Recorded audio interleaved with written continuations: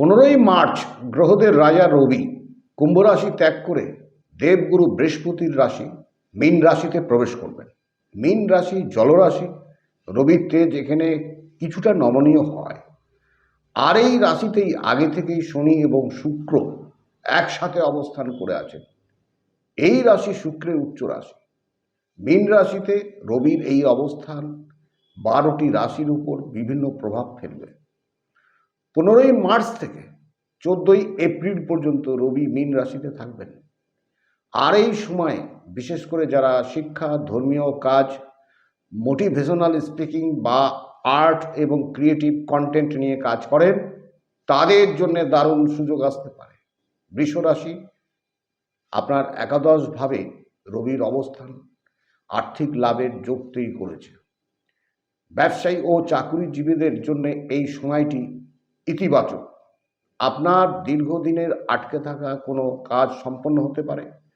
Court কেসে অসাধারণ সফলতা নিয়ে আসবে। আপনার চাকরিতে প্রমোশন এবং ইনক্রিমেন্ট হবে। মিথুন রাশি, আপনার দশমভাবে রবির অবস্থান আপনার কর্মক্ষেত্রের প্রভাব ও প্রতিপত্তি থাকবে।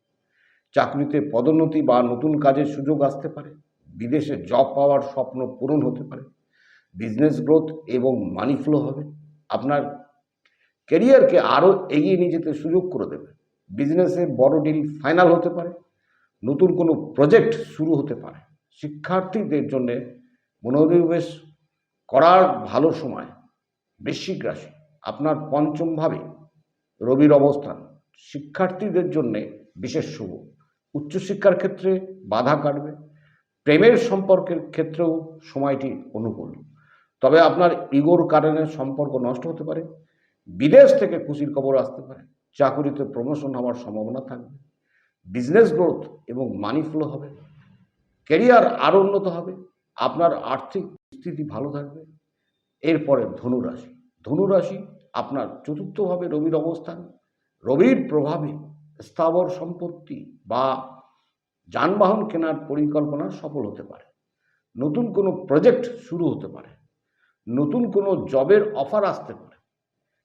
ক্যারিয়ার আরও উন্নত হবে। বিজনেস গ্রোথ অবশ্যই হবে।